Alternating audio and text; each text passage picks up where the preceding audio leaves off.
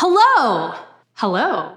Hi. Hey guys, what's up? My name is Dusty and I'm an ADHD coach from Vancouver, British Columbia. I'm also a mom to a 2-year-old and I also have ADHD. And that's what I'm going to talk about today. You know, there are a lot of resources out there about how to parent a child with ADHD, but not really as many about how to be a parent with ADHD. And it's kind of hard. I mean, parenting is challenging anyway, but with ADHD, it adds that extra level of fun. So before you even get to the point where you are parenting with ADHD, first you're gonna be pregnant with ADHD. So if you're pregnant right now, congratulations! I actually already made a video about what it's like to be pregnant and have ADHD, and I will drop that link in the description to this video. Please watch it. And then the magical day arrives and you have this little baby and you have ADHD. So we're gonna talk about that. So in this video, I'm gonna talk a little bit about what it's like to parent a child from newborn to 6 months old with ADHD.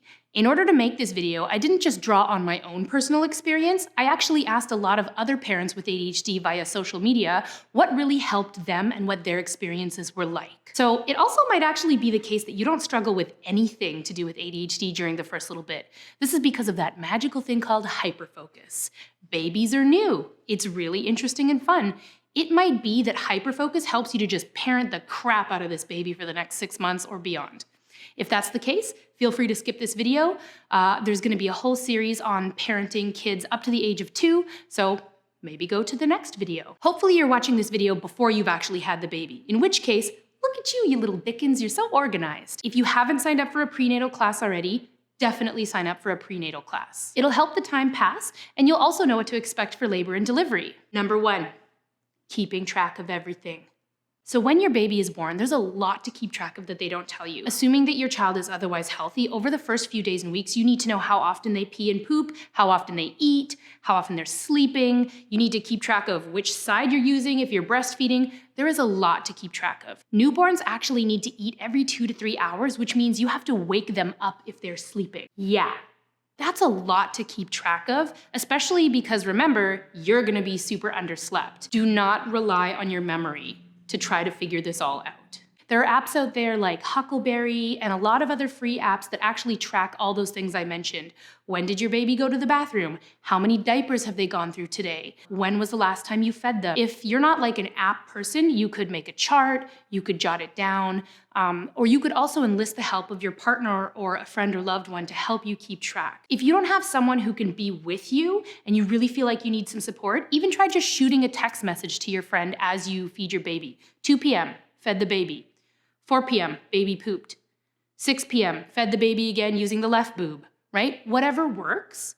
Everybody is a little different, but I would definitely recommend using some kind of system because you will forget, and the last thing you need right now is the additional stress of not being able to remember whether or not your baby's gone to the bathroom that day. If you're breastfeeding, you actually need to change boobs every time that you feed your baby because remember, they're really little and they only eat a few teaspoons at a time at first. As they get older, you'll be able to feed from both sides, but that's another thing that's really easy to forget and it comes with painful results. Most moms try using like what is this called? Hairband. Some moms will try using like a hairband and keeping it on the wrist that they last fed from on that side.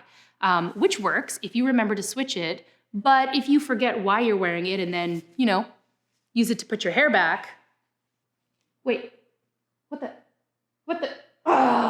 dang it. If the whole hairband thing doesn't work for you, hey, you could even literally just slap a Post-it note on whichever side it was. Get creative. You do not want to experience the painful misery that is rock hard boob. Don't do it to yourself. You're also gonna need to regulate your baby's body temperature. Little babies can't regulate their own body temperature and they can easily overheat or be too cold. So the temperature in your house may be appropriate for you, but your baby might be really cold or really hot. If you feel like this is something that you're gonna forget to manage, you might decide to put some Post-it notes around the house, like on the bathroom mirror. Even set alarms before bedtime to adjust the temperature. Don't just expect yourself to magically remember. I think that's really the key thing. Put stopgaps in place, even if it feels a little silly. If you're not sure if you're gonna need help managing these things, definitely enlist a friend or your partner to just check in on you, right? It doesn't hurt to have that backup. It's a lot to manage, even for a person who's neurotypical, right? Number 2, emotional management. You are gonna be on an emotional roller coaster ride these next couple months. That whole hormonal soup does not end with pregnancy. It is gonna keep going for at least the next few months, especially if you're breastfeeding. There's always postpartum depression or anxiety to consider. That's really something to watch out for. And it's really important to note that ADHD affects us emotionally. ADHD can cause what's called emotional dysregulation. People with ADHD get really flooded by their emotions and kind of overwhelmed. And especially because you're likely going to be very underslept, you need to actually manage your emotions. And this is something you have to expect to do as part of after birth self-care. Even if you don't have postpartum depression or anxiety, struggling with a crying baby that won't sleep and you don't know what's wrong and you haven't slept and you're hungry and you're dirty, that can be overwhelming for anybody. The best thing that you can do for yourself right now is acknowledge that at times you are going to be really emotionally volatile, and don't put any pressure on yourself to fulfill commitments to others. Not like someone I know. We're also not great planners. We don't have a really far time horizon. If you can, and I know it's not always possible, try not to let any other major life events or stressors overlap at this time. Don't move, don't change jobs, don't jump into a huge commitment, don't plan a really important vacation, don't get a new puppy or a pet lizard. Those things are hard to care for, okay? Do not get a pet lizard unless you really, really like lizards. And don't do it while you've got a new baby. And look, I know, okay? At some point during this pregnancy, you said to yourself, I'm gonna have so much free time after the baby is born. I'm gonna learn Italian. I'm gonna read all those books I never got around to reading. No, no you're not. No, you're not, okay? Just give yourself some space and time until you get the vibe of things. A lot of people with ADHD tend to be people pleasers, and we don't always have good boundaries. So now is the time to really, really use firm boundaries with others and don't take on commitments that other people might want you to take on. You may actually need to write down and practice a phrase if you have a hard time saying no to people. Something like, you know, I'd really love to do that right now, but I just had this new baby and I am not sure what my capacity is. Most people will respect that, especially if they know that you had a kid, but it might be the hardest for you to give yourself that permission not to take more commitments on right now. If there's something you know that you can do that helps you when you're really emotionally dysregulated, you may want to make a short list of ways that you can calm yourself down. Let other people step in and take care of the baby for a few hours so that you can relax, have a bath, take a nap, get out of the house, whatever it is. If you're feeling really overwhelmed and your baby is crying or you just can't manage, put the baby down in the crib for a minute and just take a breather and walk away. In their crib, they will be okay for a minute. And if you need to bring it down, just take that pause, please. Come into this part of your life with some strategies for how to help yourself when you're in that state of mind. I also want to take a minute to talk about expectations here. Can we talk about expectations for a minute? So people with ADHD can be real black and white thinkers. We get very attached to specific outcomes, and it's hard for us to be flexible if things don't exactly go the way we've wanted them to. Parenting is one of those things that pretty much everybody idealizes. Oh, when I have the baby, I'm gonna have the perfect nursery, and it's gonna be so cute, and I'm gonna be one of those yoga moms. Okay, if you have ever tried to plan like the perfect vacation or any kind of a family outing or a family holiday with ADHD, you know what I'm talking about. You know what I'm talking about. You have got to be flexible and gentle with yourself. And I know that is so hard to do, but being overly rigid as a parent is not going to help you. Yeah, there's gonna be moments where you're living the perfect mom life and you can gram that, but there's also gonna be a lot of times where you feel like you're falling really far behind the standard, where you're just struggling to do the most basic things. And if you're really weighing yourself against this expectation of perfection, that is also like a quick trip to emotional dysregulationsville. Of course, this is something that all parents struggle with, but ADHD really exacerbates that rigidity and that inability to kind of roll with the punches.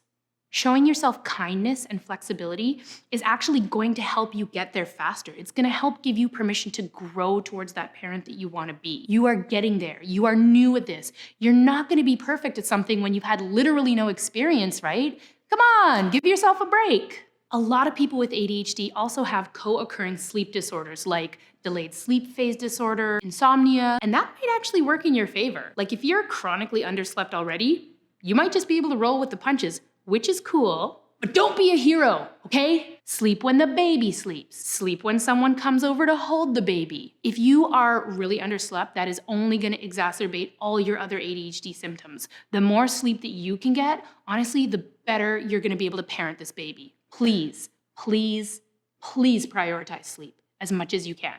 Thing number 3, what if I'm bored? What if you're not exhausted?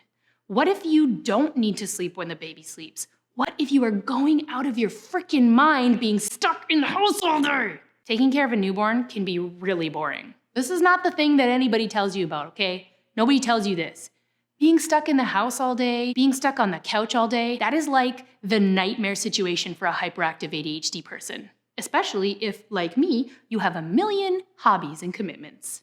So I actually didn't need to sleep when my baby slept. I used that time to do other things. I cleaned, I organized my house, I took care of some of the responsibilities that I had, and that really worked for me. I had a lot of pent-up energy from having to sit still for long periods of time. Sitting still is not my jam. So for me, the frequent naps when my baby was a newborn was a great opportunity for me to get some of that energy out. If you find that minding a baby 24/7 is making you crawl out of your skin with boredom, do not feel bad. You are not a bad parent. This is normal. I would recommend finding baby-friendly events in your community. There are a million parenting Facebook groups. This is a great way to have a reason to get out of your house, but still go somewhere that you feel comfortable going with your baby. Community centers are another great option. A lot of community centers will have baby-centric programming. You can even take your baby swimming, which is a great option, especially if you've struggled a little bit after having your baby, like you've had a C-section or you're just having trouble getting physically active again. Obviously, talk to your doctor about it, but I started taking my baby to the pool as young as 2 months old.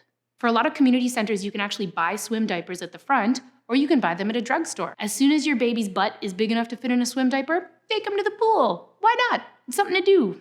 Also, I recommend bringing baby wash and using the disabled shower to just really give them a good rinse afterwards so that the chlorine doesn't irritate their skin. But I'm not a doctor, so talk to your doctor. Don't trust me. Number 4, FOMO. You might really struggle with FOMO and loneliness, especially if you're one of these extroverted ADHD people. Heck, we kind of struggle with FOMO even when we don't have kids. A lot of research has shown that many people with ADHD struggle socially because we don't always pick up on other social cues because we're not paying attention. And after a lifetime of maybe not being able to control impulses, interrupting, being a bit disruptive, maybe not being sensitive to other people's needs, some of us don't have the greatest group of friends. A lot of the clients that I've coached have talked about loneliness, feeling socially isolated, feeling left out, and that's only gonna get worse once you have a baby because you're gonna be stuck at home and you actually probably are gonna be left out of some things. So you might be struggling with feelings of sadness, loneliness, FOMO. You might feel guilty about having those feelings because you're supposed to be enjoying your baby, but instead you're just sad that everyone is out partying without you and what's wrong with you? No, it's okay, it's normal. You may need to uninstall some of those social media apps for a while if they're giving you really bad FOMO. Also, hey, why not throw a really cute outfit on your baby and clean a corner of your house and Instagram some cute baby stuff and make your own post about how awesome it is to be a mom or a dad or another parent. Fake it till you make it, right? Reach out to your friends. Now is not the time to isolate yourself socially. They don't know that you want them to come over. Let them know, communicate to them. And when they do come over, ask them to bring food, ask them to help clean up, ask them to hold the baby so that you can poop for a minute by yourself in peace. Yeah, you're gonna be pooping while holding your baby, and then you're gonna have to wipe while holding your baby. Yeah, that's gonna happen. Get used to it.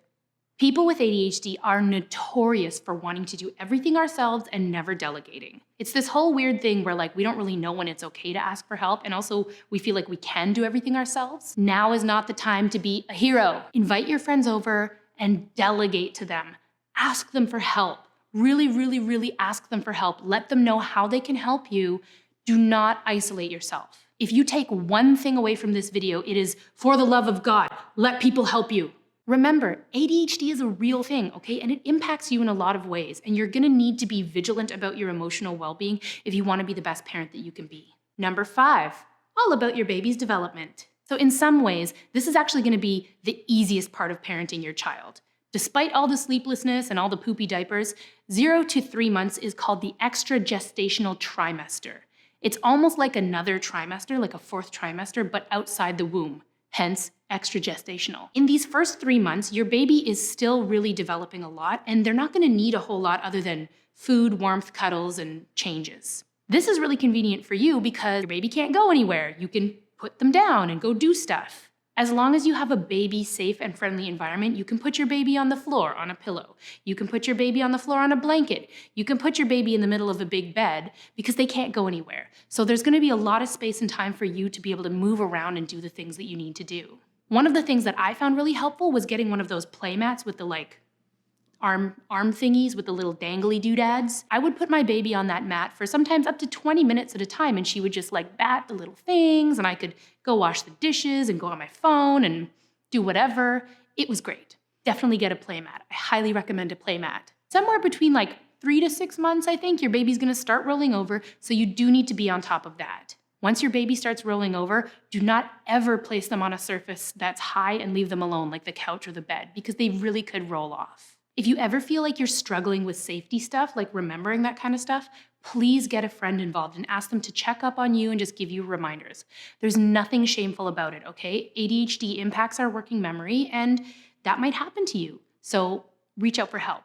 Number 6, going back to work. So if you're American, you might have to go back to work while your baby is still really young. Sidebar, I'm really sorry about your crappy maternity leave policies.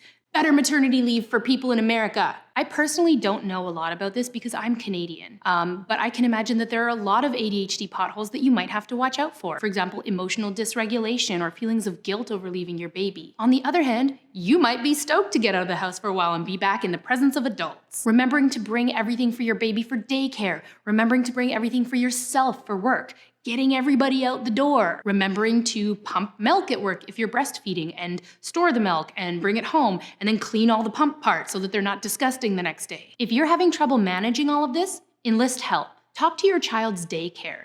Let them know about your ADHD and let them know what you're struggling with. Can they help in some way? For example, can you store extra clothes or diapers or snacks with the daycare? Can you do an early or late drop-off, an early or late pickup? Enlist the help of a coworker. If you feel like you're gonna forget to pump, get them to cue you.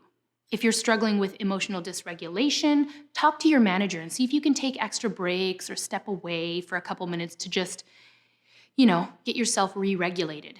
Is there a dishwasher at your place of work that you can discreetly wash your pump parts so that you can actually bring them home clean and you don't have to go back and remember to take them out of the bag and wash them and repack them? Look, I know that all of these suggestions are very privileged, okay? I'm talking about a really nice place to work. I want to work at that place. If you're not working in the kind of environment that can accommodate you, these next few months are going to be tough, and you need to be as kind to yourself as you can.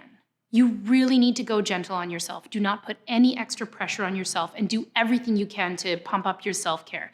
Get as good rests as you can. Make sure that you're eating. Again, ask people for help so that you can shower. Going back to work in an environment that is not accommodating for your ADHD or for being a new mom is gonna really put additional stress on this situation.